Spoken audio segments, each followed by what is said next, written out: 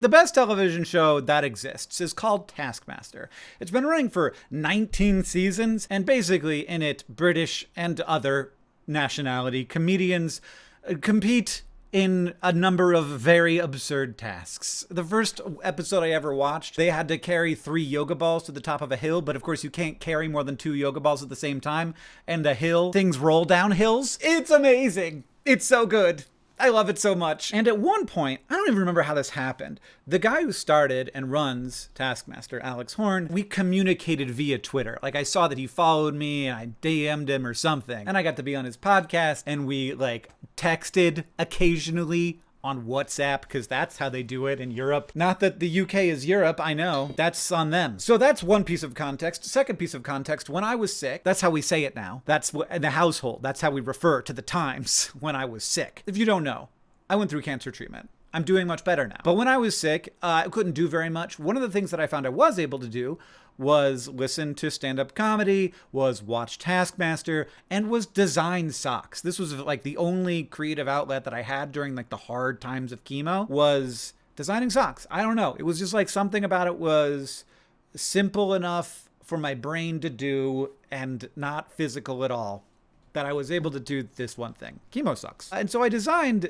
8 pairs of socks, I think? Yes, I did. I had an evening collection and a morning collection. There was the darker ones and the brighter ones, and they're great. And then 100% of the profit was donated to help increase access to cancer care among people who don't have access to it. So even my cancer, which is fairly treatable, some people in the world would not be able to be treated for it just because they don't live close enough to where they can get the chemo. And so that sucks. And it was a present thought in my mind where I was like, I'm probably going to be okay, but only because I am where I am. So it all came together in a nice little thing where I got to be productive in a way and also do a good in the world. Because I text Alex Horn sometimes, I was like, you wear weird socks. Would you ever wear a pair of my socks that I designed while I was doing chemo on your show, Taskmaster, which is my favorite show that exists? And he said, look, you could send them to me, but I don't control what I wear in the studio. They give me an outfit and I put it on and maybe I can work it out. Well, Alex Horn, the absolute doll of a man, maybe wasn't able to wear it in the studio, where I was like, oh, what if I saw a little peek of one of my socks? I certainly would recognize it if I saw it.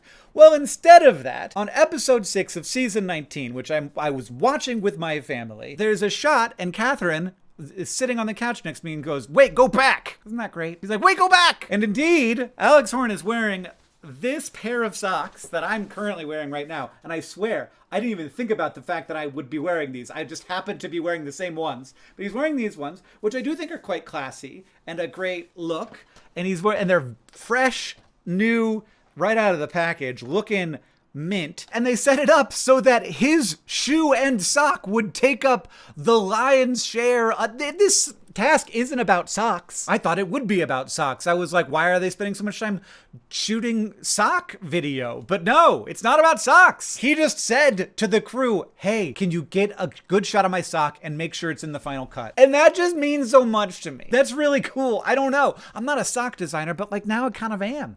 I'm kind of a sock designer. I'm not bad at it.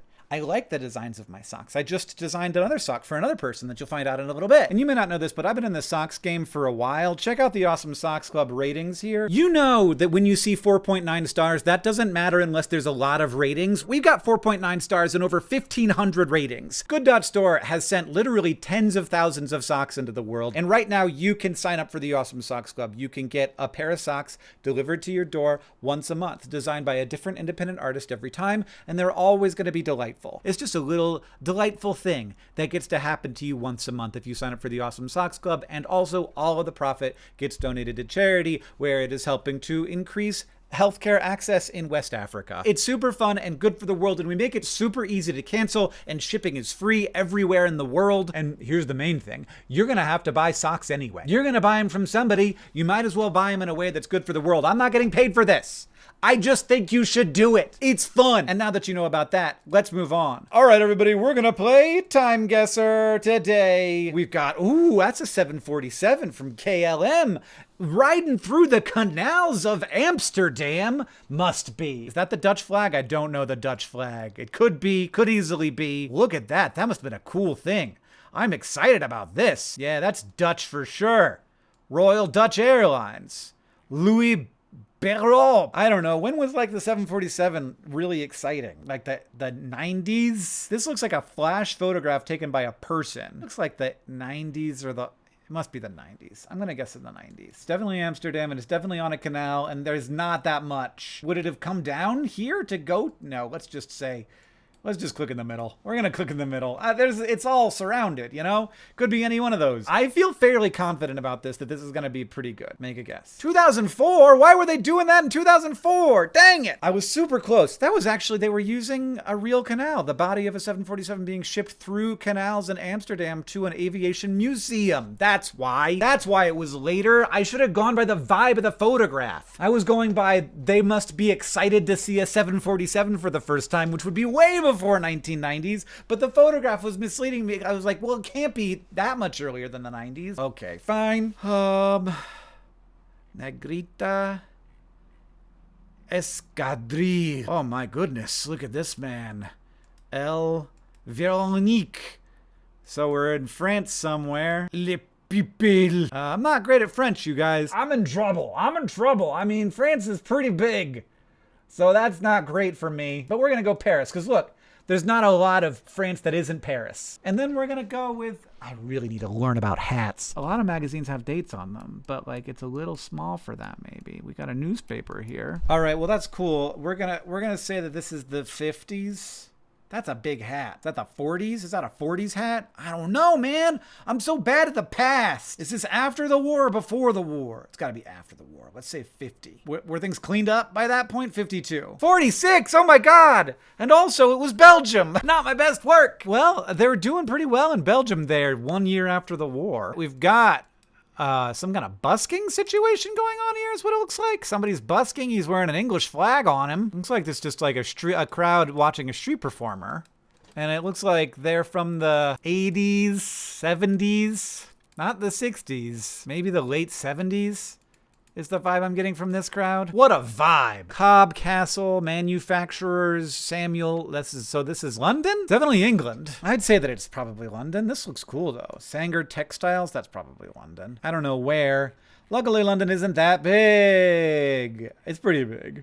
It's pretty big, but not like the part where people are. You know, all those other places in London, there's no people there. You know what I mean? Where this many people are. I'm gonna eat my words in frickin' 15 seconds though. We're just gonna go right in the middle of London. And then we're going to say that it's 1974. 1 year off. Oh yeah, that's what I needed. That's how you get up there into the big numbers. Thousands of people gathered for the Sunday street markets in London during the mid-70s. Heck yes. I was a walkable distance away. Okay, what do we got here? This looks like not that long ago he's got a phone. When people have phones, you know that it's recent.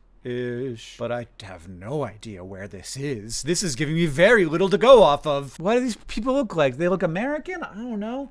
This train is definitely like a historic train rather than a train they're actually going to use, right? That seems like a historic train. Oh, you got like a cool pics though. So that's like early 2000s. Some people have phones, some still have digital cameras. I mean, we don't have that much train in America, so it can't be America. But man, not going to hit my goal on this episode of Time Guesser because that could be anywhere in the world.